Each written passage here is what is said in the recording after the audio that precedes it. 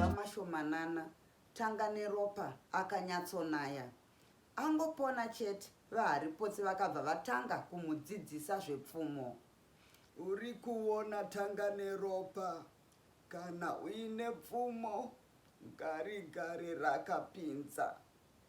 Rega kubvumidza vakadzi kuribata kana kuti vana vadiki vatambe naro.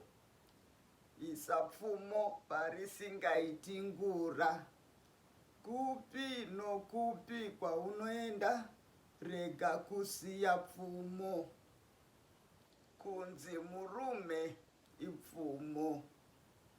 Kana uvete, pfumo ngarive kumusoro kana parutivi. Kuitira kana paine chinenge chauya munhu womurume unenge wakagadzirira. Touya pakurishandisa, unofanirwa kuziva kukanda pfumo. Kana uchibaya, ribatire panenge pakati. Pakukanda, rega kusimbisa ruoko, rega runge rworeruka. Murume chaiye anofanira kuziva kubaya asingapotsi. Ari kure kwakadaro uko. Izvi zvinoreva kuti paunokanda pfumo unetenge waziva kare kuti haupotsi. Kana mhuka ichimhanya, unokanda richinge mberi zvishomanana. Kana imire inange parufiro. Rega kubaya mhuka napadumbu, inoenda nepfumo. Chinhu chikuru pane zvese zvandataura. Usabaye usina kuziva chauri kubaya. Nokuti dzimwe nguva unogona kubaya munhu. Zviri nani kuti ufe pano kuti ubaye chinhu chausingazivi kana kuti chausina kunyatsoona. Tanga neropa akanga akanyarara zvake semunhu akanga asingazivi pfumo. Zvimwe zvakarehwa navaharipotse akanga achizviziva asi somwana akanga asingade kupindura kana kuita nharo kana achirayiwa akanyarara zvake. Kuzoti vapedza kumutsanangurira, vakaenda naye kunomudzidzisa kubaya. Kechiposhi akapiwa muti kana kuti kamuti kokubaya ari kure kwazvo. Akakanda pfumo kazhinji achipotsa. Pashure vaharipotse vaona kuti anyanya kupotsa, vakatanga kumupopotera. Hauhusi kuona kuti watadza kubata pfumo. Unoti unganange wakaita sei? Wanga wakaisa kupi nzeve zvandanga ndichitaura? Ndakuti unobatira pfumo panenge pakati. Asi iwe waribatira nokunzope. Ndozvandareva here.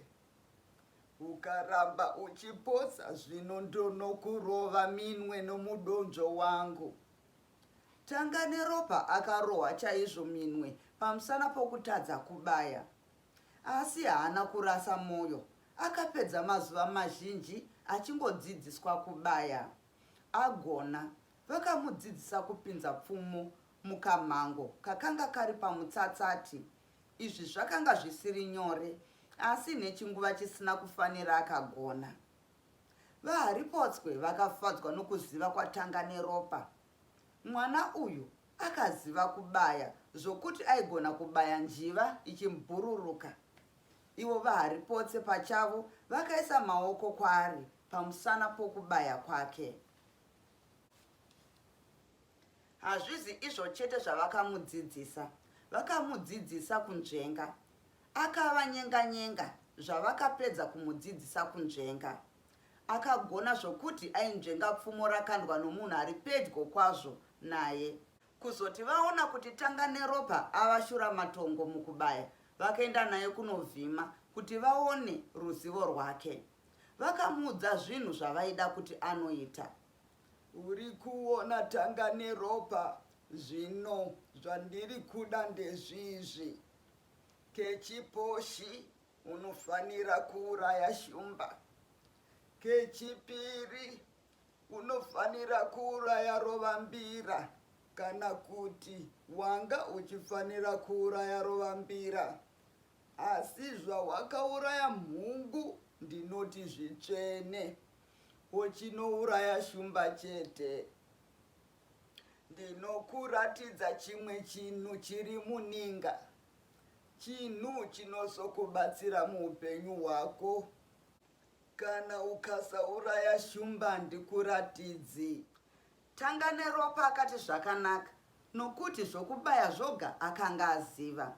Akanyatsoona kuti kubaya shumba chinhu chiri nyore kwazvo pamusana pokudzidza kwaakanga aita, uye nepamusana pepfumo rake raimupa manyemwe. Vakati zvino zuva rodoka, vodzoka kwavakanga vaenda kunovhima. Vaakuda kuti vachipinda mukakova, vakabva vaiona shumba yakanga ine zvana. Yakanga ivete zvayo chinenge chinhambwe isingambofungi kuti kunei kunze kuno. Zvana zvakanga zvichitamba zvazvo. Zvavakaiona vaharipotse vakamuti, hapo katanga neropa, doshandisa pfumo rako tione. Murume akamira ndokuzunza pfumo rake, akagonyemwerera ndokuti, muchaona zvandichaita. Ndini mwana washizha, muzukuru wanhindiri. Akatora pfumo rake neravaharipotse, nokuti vakanga vaine maviri, ndokunanga kwakanga kuine shumba. Akaururudza zvinyoronyoro. Shumba haina kumbonzwa nechii zvacho. Akati zvino asvika pedyo nezvana, ndokudzvura chimwe chana nenzope yepfumo chikabva chachema. Maiwe! Akati aidenha nhundu yemago. Shumba kana kuti ameve vana vakagoti naye. Mukomana akagoti pakadaro apo mbi kumira. Iyo ikati kunyepa tinoonana nhasi. Ikagoti yakwakuka, ndokubva zvasanganidzana nepfumo, ndokusvikonzi napano padundundu apa bvo. Pfumo ndokusvikobaya papfupa rikabva radonha. Shumba ikati chokwadi yaipa. Tanga neropa akati amhanya zvikagoti zvese vata. Musi uyu vaharipotse vakaonerera chokwadi. Zvino payakanga yoda kuti ichimubata, akabva ati pasi vhumba sekedu tsuro magenga. Shumba ikagoti napamusoro pake kwiru, asi changamiri. Isati yadzika pasi, ikabva yarinzi remwana washizha ramabatwa, nomudumbu umo rimwe iro. Pfumo rikange richaburikira, nokumusana ndokubva yati naro zhi. Mukomana akabva ati pakadaro apo mire. Shumba ikati yodzvova, asi hapana chakanga chichabatsira, nokuti pfumo ratanga neropa raiti charabaya rabaya. Akatora rimwe pfumo, ndokubva aipfumvuridza. Vaharipotse zvavakamuona upupura shumba, vakauya ndokusvikoti, kubaya kwako ndekwevadzimu, hakusi kubaya kuri koga. Ndanga ndafunga kuti wadyiwa zvawaputsikira pasi. Muzukuru, handina remuromo newe. Handifungi kuti pane munhu anobaya sewe pano pasi. Chinhu chawakanganisa chete ndechekuti wabaya shumba iyi napadumbu. Chimwe chinhuzve ndechekuti pfumo rako rokutanga harina kunyatsoiereka. Asazvinei, nokuti hapana chawanga uchagona kuita. Asi une pfumo chairo, dairanga riri renhema-nhema, nhasi yaidai yakudya. Tanga neropa akaramba zvakanyerere. Mushure mekuuraya shumba iyi, vakadzura mapfumo avo ndokuenda. Vasati vasvika vakabva vasangana nemukono wemhofu, vangoyambuka kakova. Payepo yoti ichidimura, yakarinzi nemuzukuru wanhindiri iro, ikabva yati namabvigwadagwa. Vakavhiya nyama yavo ndokusasika inova ndiyo yavakazoenda nayo kumusha. Kwakati zvino mazuva oenda kumusha aswedera, vaharipotse vakatora tanga neropa ndokuenda naye kune chinhu chikuru chavakanga vati vanonomurakidza, vakapinda muninga iya yakanga ine makuva. Vakafamba-famba ndokusvika paya pakambosiyiwa tanganeropa. Vaharipotse vonotora mvuto, vakapfuurira zvishomanana. Izvozvo vakanga vaine zhenje remoto. Kuzoti vasvika kunenge kwakanga kwaperera ninga, vaharipotse vakatanga kurongonora mabwe erusvingo chaiva chiri panyasi nechipako chakanga chakanamwa namabwe nevhu. Vakabvisa matombo aya. Vapedza kubvisa matombo, tanganeropa akashama muromo zvokuti dai paiva nenhunzi mumukanwa maidai makazara kuti shutu. Mwana akaona kubwinya-bwinya kwendarama tsvuku, akatarisisa. Mberi kwebako akaona kwakangoti ta nenyanga dzenzou.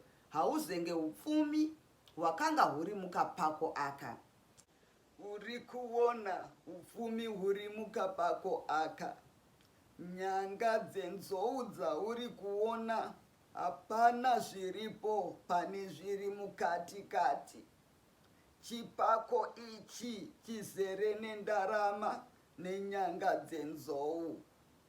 Upfumi uhu hapana anoziva mahuyiro awakaita mubako umu.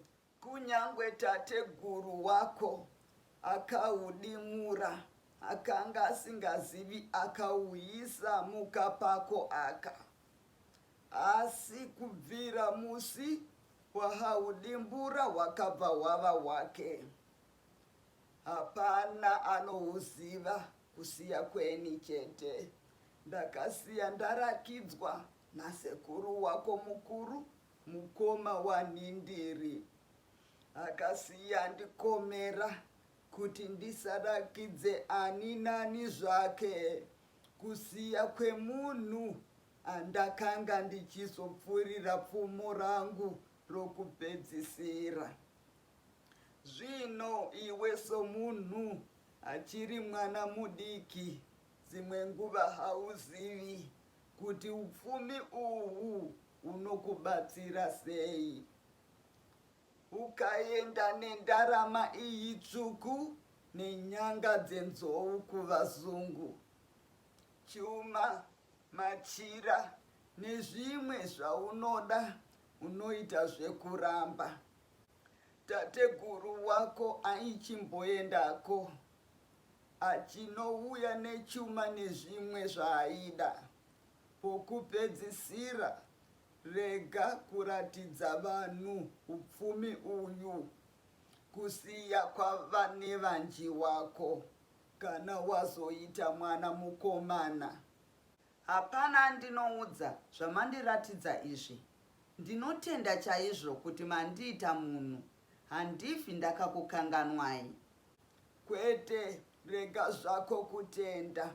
Ndaita zvandakatsidzirana nasekuru wako. Pane chimwe chinhu chandanga ndakanganwa kukuudza.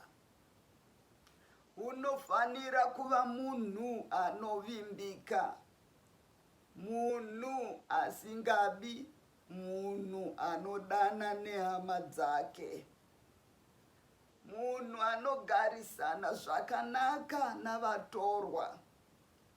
Mutorwa anonzi gara tidye, haanzi afe. Ukaita zvandakutaurira, zita rako rinokura kwazvo. Ava mangwana vakafumorongedza twavo ndokuenda. Asi vakaenda tanganeropa ava noruzivo noungwaru pamusana pokutirira matambudziko. Ndatenda nekuteerera kwenyu. Ndiko kupera kwechitsauko.